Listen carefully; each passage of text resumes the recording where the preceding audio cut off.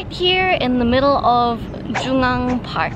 This park is built to commemorate the history of the democracy of Korea and to celebrate the fallen soldiers during the Korean War. This entire green area is JungAng Park, while this specific section with the observatory is Busan Democracy Park.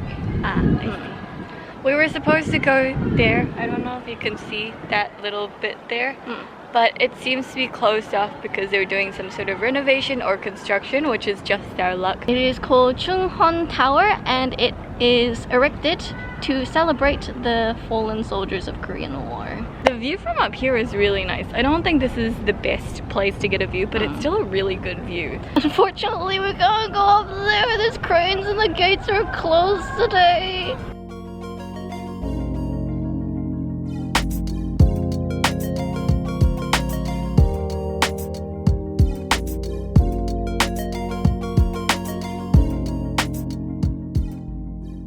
Now we're gonna head on to another historical site, the 168 Steps of Busan. Let's go.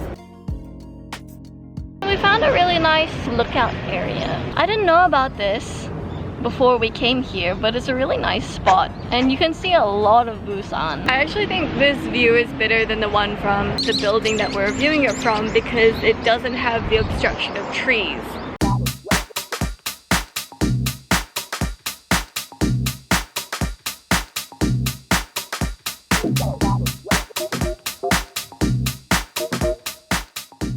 We are at the top of the 168 steps.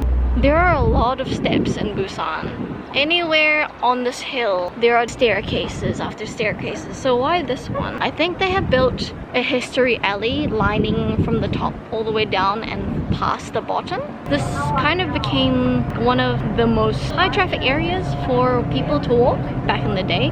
I think that might be the case. They've decorated it really nicely. It seems very clean and safe and actually very cute because there are a lot of cafes that entice you to come in. There is a monorail that has been built and it is actually completely free. Treat it like an elevator almost, but you can only start from the bottom and the top.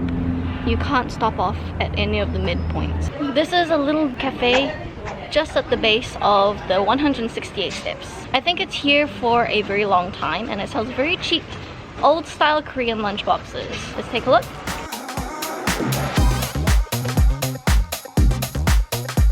Do you know how you're supposed to eat this? You're supposed to put the lid back on and shake it as hard as you can until it gets mixed up. That sounds like a lie. Are you serious? I'm completely serious. I think it's because when school kids practice, they ran around with a lunchbox in their bag and it got shaken up. And they probably thought it tasted better than if they just ate it really nicely. I don't think it's enough. I see it was really difficult. Let's try it.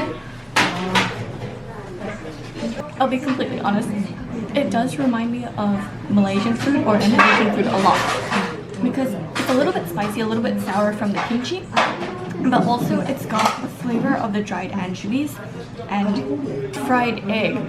And it's like when you mix all the sambal in a Southeast Asian meal and you've got all the flavors coming through from the curry and the sambal and the fried egg and a bit of the meat as well. That's what it reminds me of, only it's not as sweet and maybe not as spiced. Instead, you've got a flavor of sesame oil and the more basic Korean flavors like the gochujang and the kimchi. Because it's so flavorful and something that's more like homey, it's just one of those feel-good foods that you really enjoy while you eat it. It's so delicious. You have to mix it up to enjoy it to its fullest because you just get a lot of textures in there. And it's kind of like returning back to your childhood if you're Asian.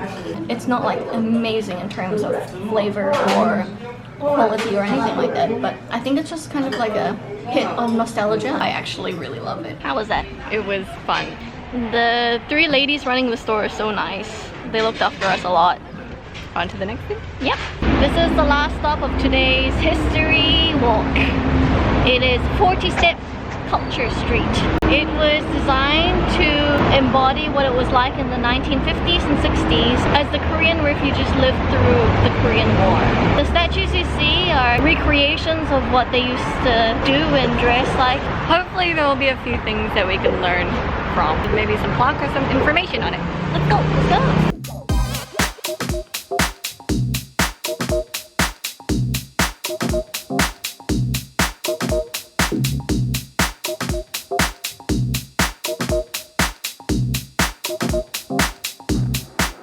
The statue in the middle is called How Not to Lose Your Spirit in Harsh Times. And I think that's kind of been a thing for music pretty much all throughout history. And I guess that's where we end today's tour. It was just like such a tiny part of the history of not just Korea, but like specifically Busan. As per usual, everything you can find in this video, as well as all the information we gave, you can find that in our article, which will be linked in the description below. As to where we are now, follow us on Instagram at TwinspeakEatGo. We'll see you next time.